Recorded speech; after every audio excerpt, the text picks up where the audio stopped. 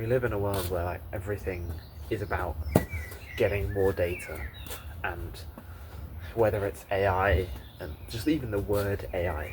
I mean, I heard this where there was this shoe company that put AI in their title and said they were doing AI based whatever. I don't even. How can you make AI based shoes? But they were doing that, and then the company valuation skyrocketed.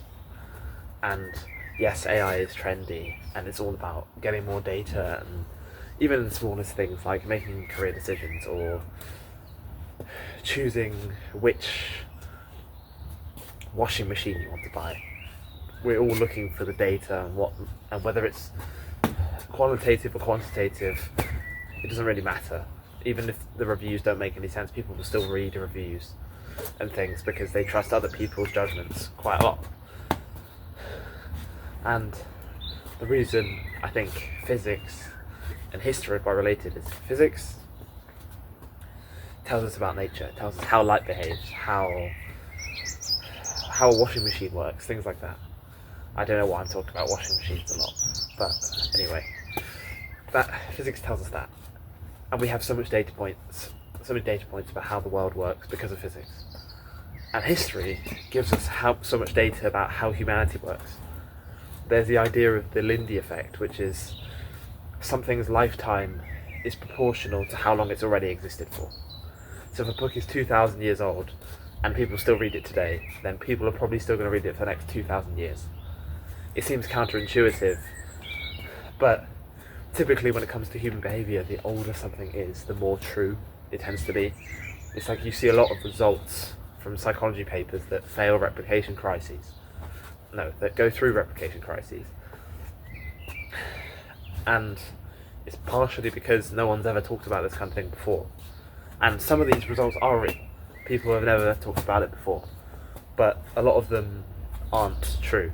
And I guess that's kind of a heuristic you could use, is that if you see some kind of really cool, extremely outlandish and very odd result, and you don't see it anywhere else in like old books, or people haven't talked about this before, there's a chance it might not be a real effect. But then, history isn't entirely objective either, because the nature of it means that it's only written by the winners. And because of centralised technology in the past, it's been very easy to cover up truths. Like various governments have not released all files, which for security reasons I guess makes sense, but they also, because there used to be such monopolies like the New York Times and newspapers and things like that, how do we even know that anything that was ever written was fully true and not just completely fabricated? Especially so many years ago when you couldn't even verify. I mean, that's what historians and archaeologists and all that kind of stuff try to do, which I respect because I think it's difficult, but it's also interesting. So then it makes you question, is it even worth trusting any information? But then, ironically, that's actually one of the things that you do learn from history, to be very critical of information, and that maybe people don't always have the best intentions when they write something, or how things can be written in a biased way that only the winners end up writing about it. But another ironic thing is that history provides nuance. It's like, you could learn from history that trusting people is bad. I mean, think Chamberlain with his appeasement strategy in Hitler, and how he trusted Hitler not to do the things, and it all went awfully. And in hindsight, we all think, oh, that's what a retarded decision. It's Adolf Hitler, of course he's going to try and take all these countries. But he didn't know that at the time, and he trusted, and it didn't go well, and that's fine.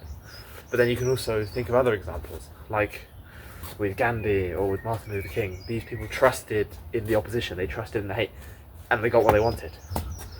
And I think nuance is very much missing in what feels very polarized, where we don't actually see other arguments. And I mean, it's hard, you don't want to read something that disagrees with you. But then reading history, you get so many different perspectives on human behaviour and why this might be true and why this might not be true. And that's where I think its use comes from.